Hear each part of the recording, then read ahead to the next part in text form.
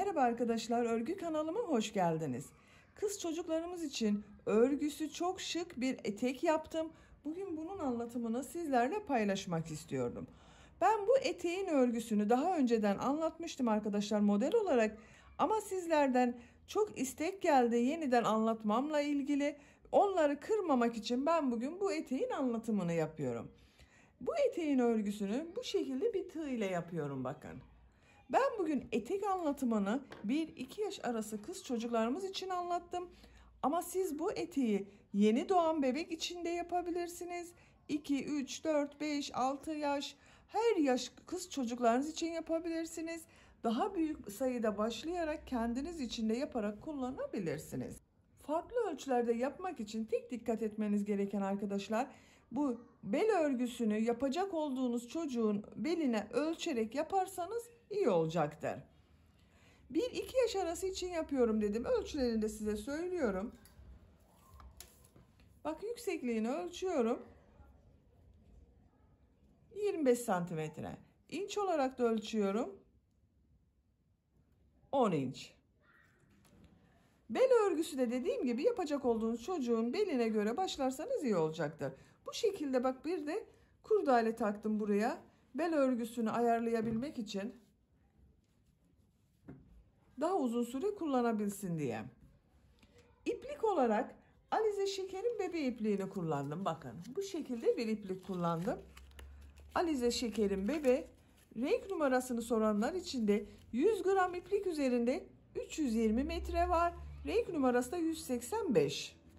Bu iplikten bir iplik bitti. İkinci iplikten de kullandım arkadaşlar. Tığ olarak da 5 numara 3 milimetre tığ kullandım. İpliği, tığ hazırlayın. Hep birlikte bu güzel etek örgüsünü yapalım. Örgü kanalıma abone değilseniz abone olmayı unutmayın lütfen. Örgü kanalıma abone olmak ücretsiz. Örgü kanalıma ücretsiz abone olup orada bulunan zil şeklinde dokunarak açık yaparsanız kanalıma video yüklediğim zaman ilk önce size bildirim gelir. Örgülerimden herkesten önce sizin haberiniz olur. İzlediğiniz videolarıma beğeni ve yorumlarınızı da yaparsanız çok sevinirim arkadaşlar.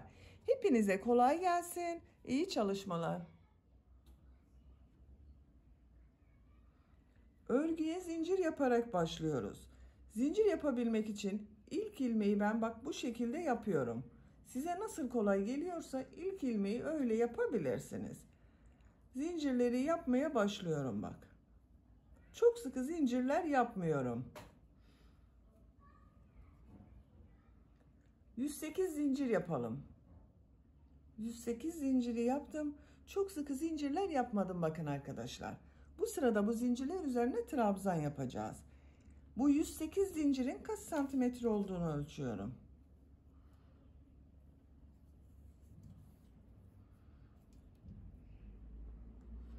...45 santimetre zincir uzunluğu var. İnç olarak ölçüyorum.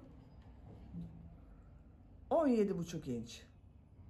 Benim elimin sıklığına göre 45 santimetre için 108 zincir yaptım arkadaşlar. Siz 45 santimetre yapacaksanız daha fazla veya daha az zincir yapmanız gerekebilir. El sıklığına göre bu başlama sayısı değişir arkadaşlar. 3 zincirde dönüş için yapıyorum. 1, 2, 3. Tığ üzerine iplik alıyorum. 3 ilmek atlıyorum. 1, 2, 3. Dördüncü ilmek içerisine trabzan yapıyorum. 2 defa da çıkardığım trabzanı yapıyorum bak. Diğer zincir üzerine de trabzan yapıyorum. Her ilmek üzerine bir trabzan yapıyorum bakın.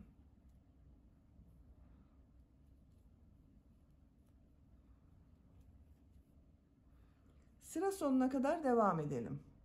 Zincirler üzerine trabzan yaparak sıra sonuna kadar tamamladım. Bakın bir sıra trabzan oldu arkadaşlar. Bu bir sıra üzerinde 108 trabzan var. Bu 3 ilmek atlayarak yaptığımda bir trabzan. Bak bununla birlikte 108 trabzan var. Şimdi bunu birleştiriyorum bak. Şu şekilde elimle düzeltiyorum.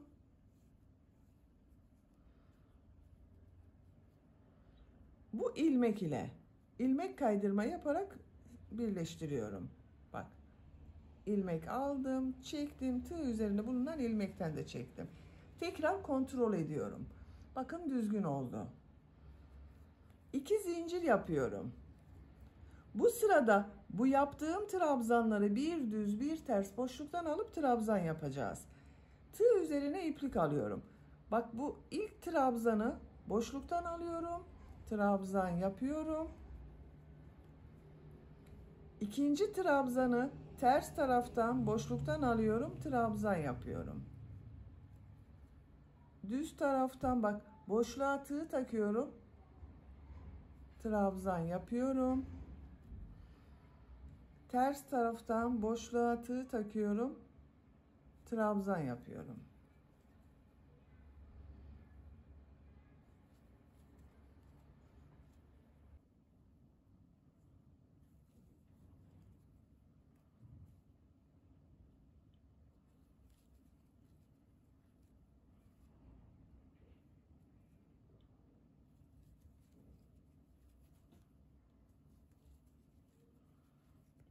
Bu şekilde oluyor.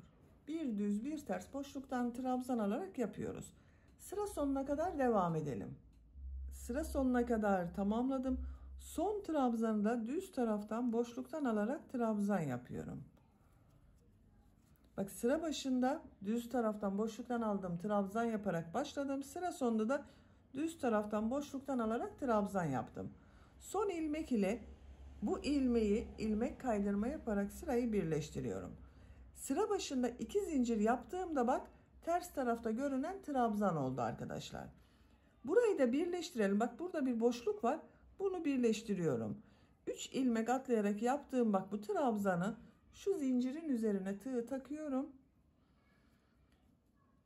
İçinden çekiyorum. Bak şu şekilde ilmek alıyorum. Sağlamlaştırıyorum bak buraya. Burayı da birleştirdik. Bakın.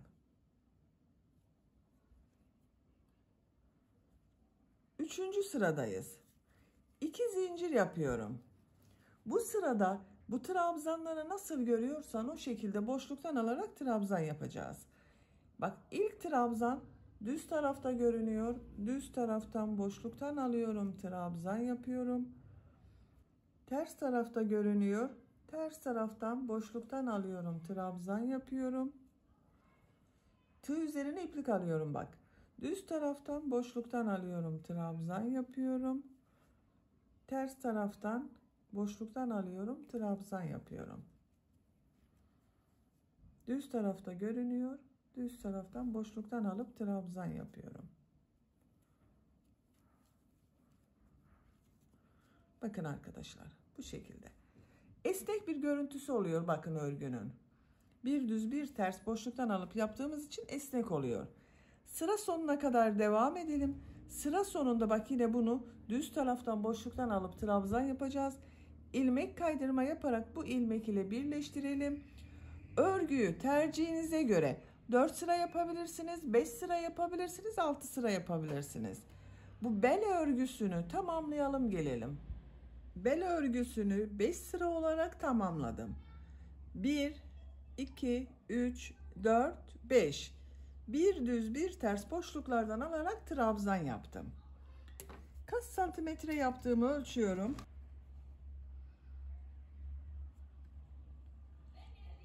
3,5 santimetre genişlik var. Benim tercihime göre 3,5 santimetre yeterli oldu. Siz isterseniz bir sıra eksik yapabilirsiniz veya bir sıra fazla yapabilirsiniz. Sıra sonunda ilmek kaydırma yaparak bak sırayı birleştirdim. Bu sıradan itibaren model yerleştirmeye başlıyorum. 3 zincir yapıyorum. 1, 2, 3. Tığ üzerine iplik alıyorum. Bu ilk ilmek üzerine 3 trabzan yapıyorum. Bak 2 defa da çıkardığım trabzanı yapıyorum. 1, 2, 3. Bir zincir yapıyorum. Bir ilmek atlıyorum. İkinci ilmeğe sık iğne yapıyorum. Bir zincir yapıyorum. Tığ üzerine iplik alıyorum. Bir ilmek atlıyorum. İkinci ilmek üzerine 3 trabzan yapıyorum.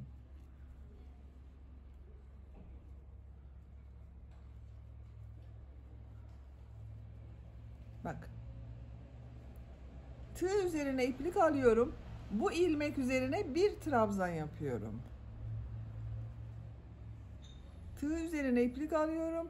Bu ilmeğe 3 trabzan yapıyorum. 1 2 3. Bak, bir model bu 7 trabzandan oluyor. Aynı ilmeğe 3 trabzan yaptım. İkinci ilmeğe 1 trabzan yaptım. Tekrar aynı ilmeğe 3 trabzan yaptım. Bir zincir yapıyorum. Bir ilmek atlıyorum. İkinci ilmeğe sık iğne yapıyorum. Bir zincir yapıyorum. Bir ilmek atlıyorum. İkinci ilmeğe 3 trabzan yapıyorum.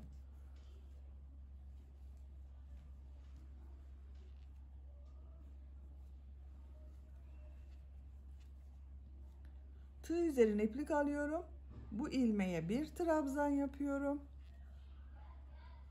Tığ üzerine iplik alıyorum. Bu ilmek üzerine 3 trabzan yapıyorum.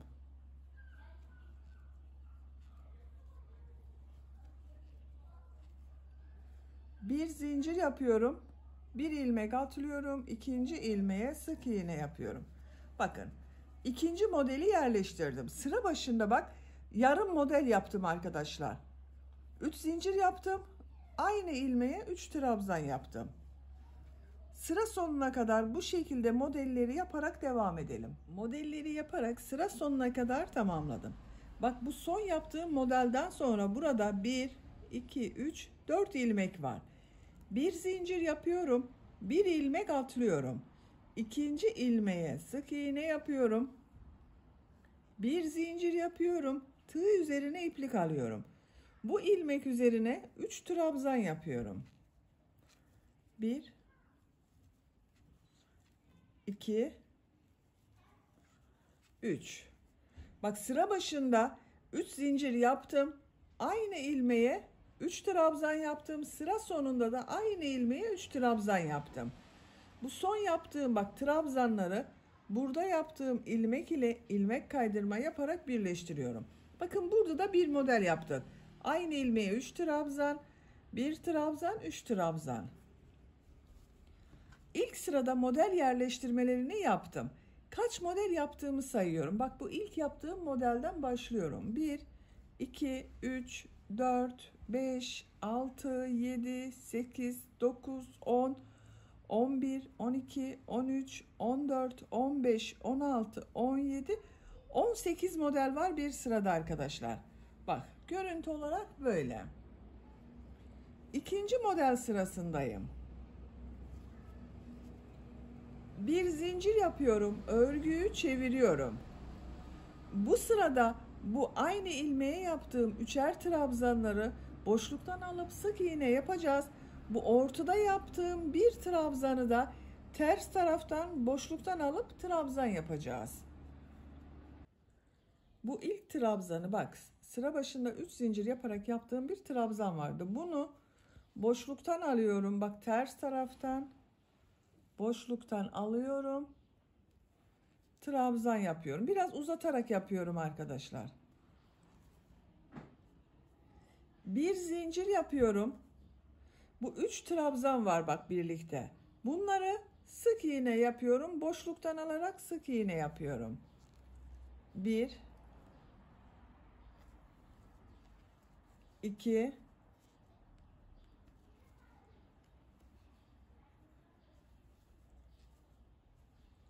3. 3 trabzanı boşluktan aldım, sık iğne yaptım. 3 zincir yapıyorum. Burada bulunan bak bu 3 trabzanı da boşluktan alarak sık iğne yapıyorum.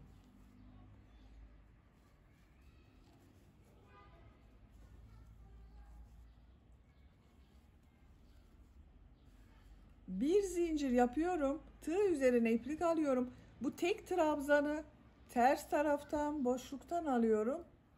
Trabzan yapıyorum. Bir zincir yapıyorum. Bu 3 trabzanı boşluktan alıyorum. Sık iğne yapıyorum.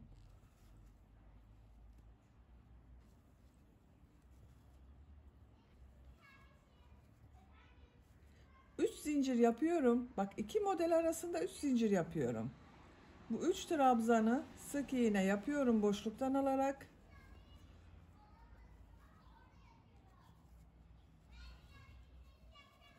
Bir zincir yapıyorum. Bu tek trabzanı ters taraftan boşluktan alıyorum. Trabzan yapıyorum. Bir zincir yapıyorum. 3 trabzanı boşluktan alarak sık iğne yapıyorum. Bak. Düz taraftan görüntüsü bu şekilde oluyor arkadaşlar. 3 zincir yapıyorum. Diğer modelde 3 trabzanı boşluktan alıyorum. Sık iğne yapıyorum. Sıra sonuna kadar devam edelim. Sıra sonuna kadar tamamladım. Bak, sıra sonunda da 3 trabzanı boşluktan aldım. Sık iğne yaptım. Bir zincir yapıyorum. Sıra başında boşluktan alarak yaptığım bir trabzan var bak. Buna şu şekilde tığ takıyorum. İlmek kaydırma yaparak sırayı birleştiriyorum.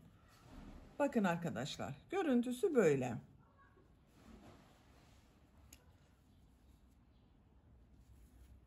Bir zincir yapıyorum. Örgüyü çeviriyorum. Bak, örgünün düz tarafındayım.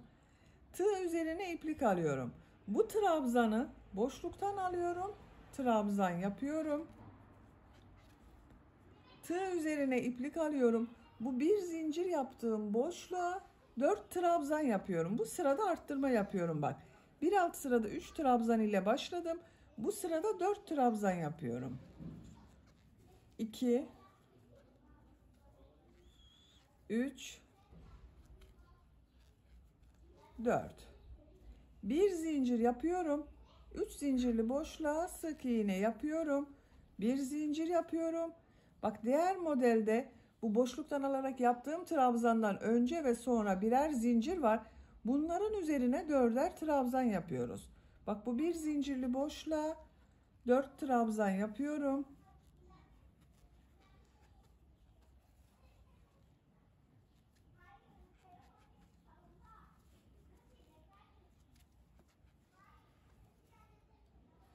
Tığ üzerine iplik alıyorum. Boşluktan alarak yaptığım bu trabzanı bak, düz taraftan boşluktan alıyorum. Trabzan yapıyorum.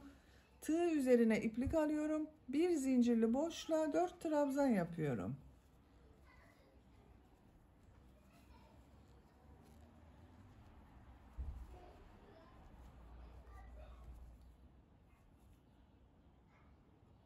Bir zincir yapıyorum. Bu 3 zincirli boşluğa sık iğne yapıyorum. Bir zincir yapıyorum. Diğer modelde bak, bir zincirin üzerine 4 trabzan yapıyorum. Elimi takip ederseniz daha iyi anlaşılır. Boşluktan alarak yaptığım trabzanda boşluktan alıyorum. Trabzan yapıyorum. Bir zincirin üzerine 4 trabzan yapıyorum.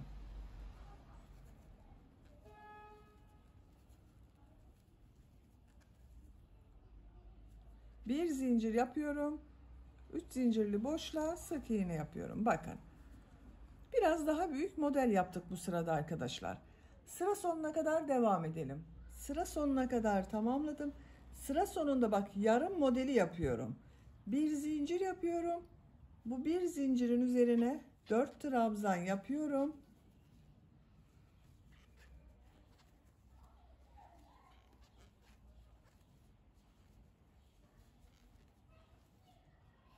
Tığ üzerine iplik almadan burada yaptığım, bak, boşluktan alarak yaptığım bir trabzan var. Bununla ilmek kaydırma yaparak sırayı birleştiriyorum. Bakın arkadaşlar, bu şekilde oldu. Bakın, bu sırada 4'er trabzan yaptık. Model biraz daha büyük oldu. Örgünün ters tarafındayız bak. Bir zincir yapıyorum. Örgüyü çeviriyorum. Tığ üzerine iplik alıyorum. Bak, burada bu boşluktan alarak yaptığım trabzan var. Ters taraftan boşluktan alıyorum. Trabzan yapıyorum.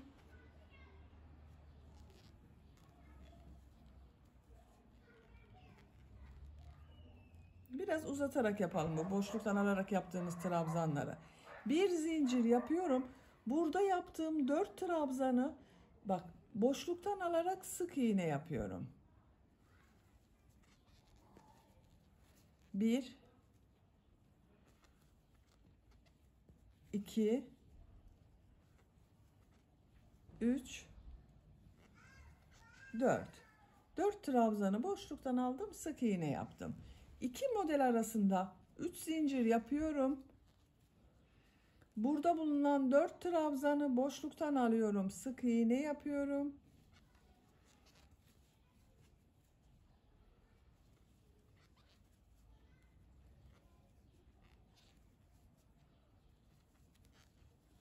Dört sık iğne yaptım. Bak, boşluktan alarak bir zincir yapıyorum. Tığ üzerine iplik alıyorum. Bak, düz taraftan boşluktan alarak yaptığım görünen bir trabzan var. Bunu örgünün ters tarafından boşluktan alıyorum. Trabzan yapıyorum.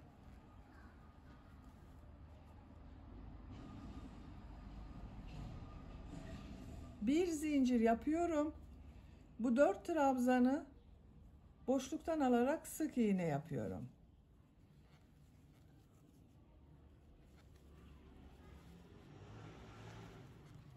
İki model arasında 3 zincir yapıyorum. Bu 4 trabzanı bak boşluktan alıyorum. 4 sık iğne yapıyorum. 1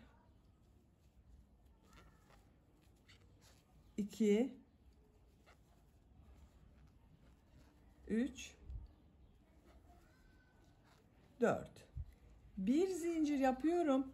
Bak, burada bir trabzan görünüyor ama bak ters tarafta görünüyor.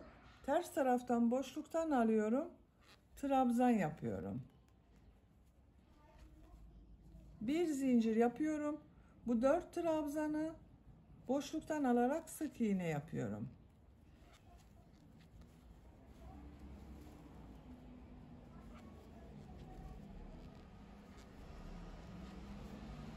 Üç zincir yapıyorum. Diğer modele başlıyorum bak. 4 sık iğne yapıyorum boşluktan alarak.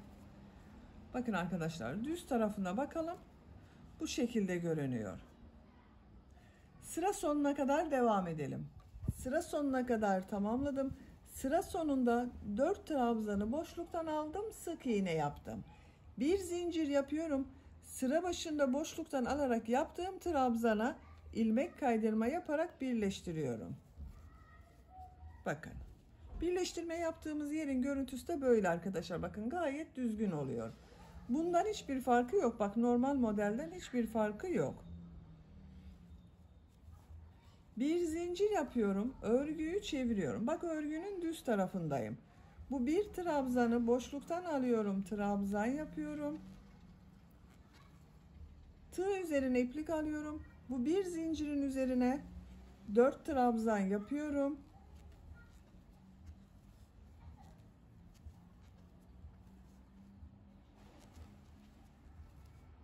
Bir zincir yapıyorum.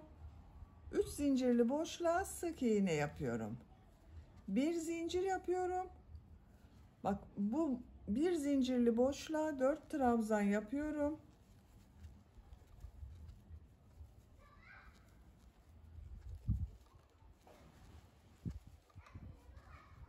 Bu trabzanı boşluktan alıyorum. Trabzan yapıyorum.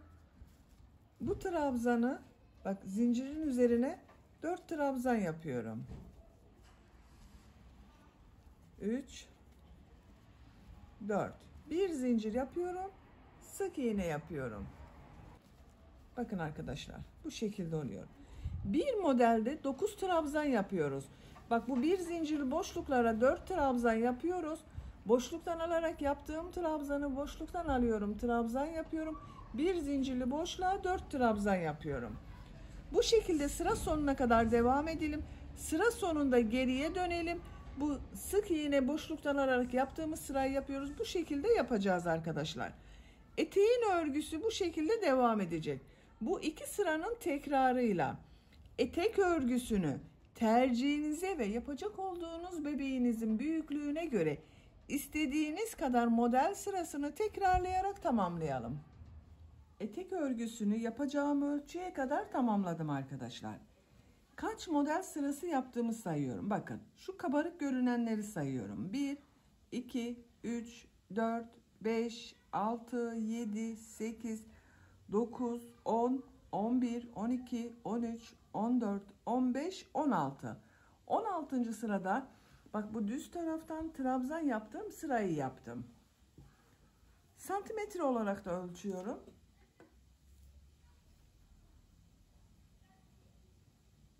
25 santimetre yükseklik yaptım. İnç olarak ölçüyorum. 10 inç. Bu benim tercihime göre yeterli. Siz isterseniz bir veya iki sıra daha devam edebilirsiniz. Yapacağınız çocuğun büyüklüğüne ve tercihinize göre bu sıra sayısını istediğiniz kadar tekrarlayabilirsiniz. Bak en son sırada bu trabzan sırasını yaptım. Son olarak da birleştirelim. Bak 4 trabzanı yaptım. Üçlü trabzanı. Bu boşluktan alarak yaptığım trabzan ile ilmek kaydırma yaparak birleştiriyorum. İpliği kesiyorum. Bakın birleştirme yaptığım yer hiç belli olmadı arkadaşlar. Buraya dikkat ederseniz örgünüz çok düzgün duracaktır. İpliği kesiyorum.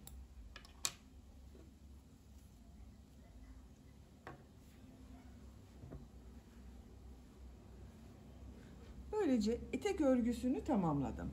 Bu şekilde etek kullanıma hazır. Ama ben bu bel bölümünün buraya kurdale takmak istiyorum. Bakın bu şekilde ince bir kurdale var. 2 katlı takıyorum ben. Siz 1 katlı takabilirsiniz veya hiçbir şey takmadan da kullanabilirsiniz. Bak. Kaç santimetre olduğunu da ölçelim.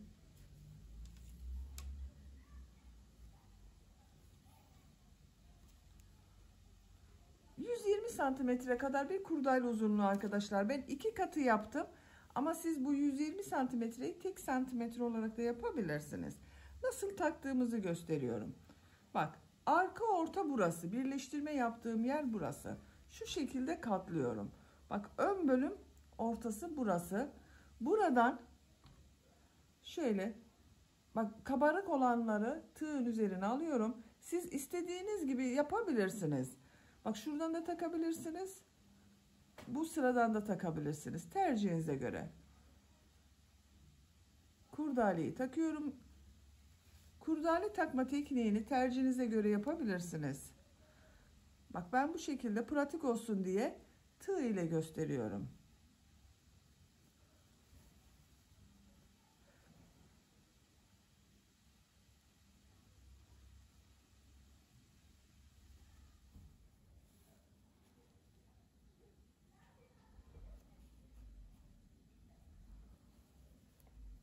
Bakın taktım arkadaşlar.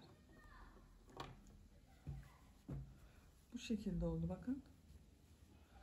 Bu kurdale tercihinize kalmış arkadaşlar. Dediğim gibi siz takmadan da kullanabilirsiniz. Bebeğin bel genişliğine göre bunu bağlayarak ayarlama yapabiliyoruz bakın.